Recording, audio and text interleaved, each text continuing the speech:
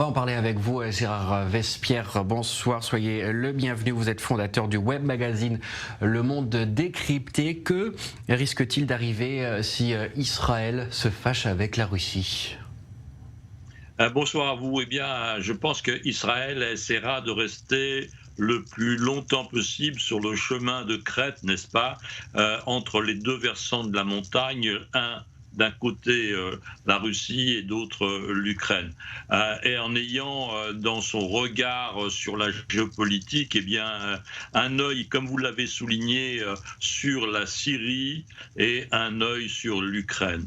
Mais on voit qu'avec le temps, quand même, la position israélienne s'incurve légèrement en faveur de l'Ukraine. Cette présentation et cette participation d'Israël à cette plateforme sur la Crimée est un signe exemplaire de ce rapprochement progressif, parce que je pense que Jérusalem voit que effectivement Moscou est dans une situation de plus en plus délicate, et donc elle tient compte de cette évolution de la situation de la guerre entre les deux pays. Il faut le rappeler également, Gérard Vespierre, si Israël, Tsahal par exemple, souhaite frapper en Syrie régulièrement, déjà les frappes ne sont pas revendiquées par Israël, mais régulièrement, eh bien Israël demande l'autorisation également à la Russie d'opérer en Syrie.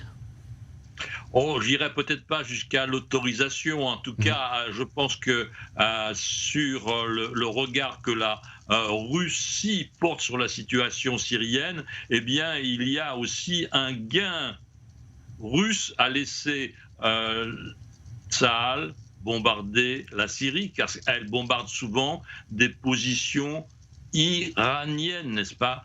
Et regardez l'histoire, il y a 15-20 ans, il n'y avait aucune présence iranienne en Syrie. Il n'y avait que la Russie qui était présente directement ou indirectement. Et donc, je ne pense pas que Moscou voit d'un bon œil le grignotage substantiel que l'Iran fait à l'intérieur du régime de Bachar el-Assad. Donc il y a d'un côté un souhait de garder un contact avec la présidence de la Syrie, mais d'éloigner la Syrie aussi de l'Iran. Vous parlez justement d'il y a 20 ans, la situation actuelle, on l'a vu avec notre journaliste Christopher Barolin. Les relations entre Moscou et Jérusalem sont faites de haut et de bas.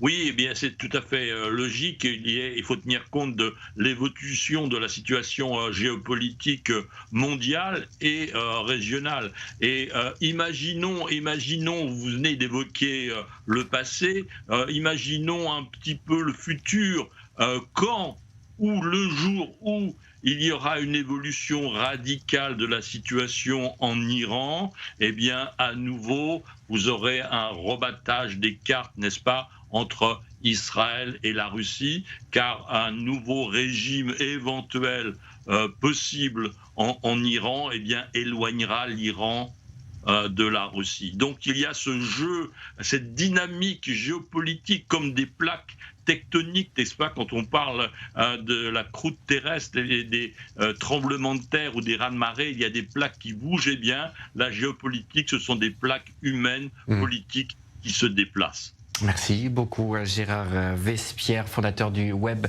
magazine Le Monde décrypté, d'avoir répondu ce soir à nos questions.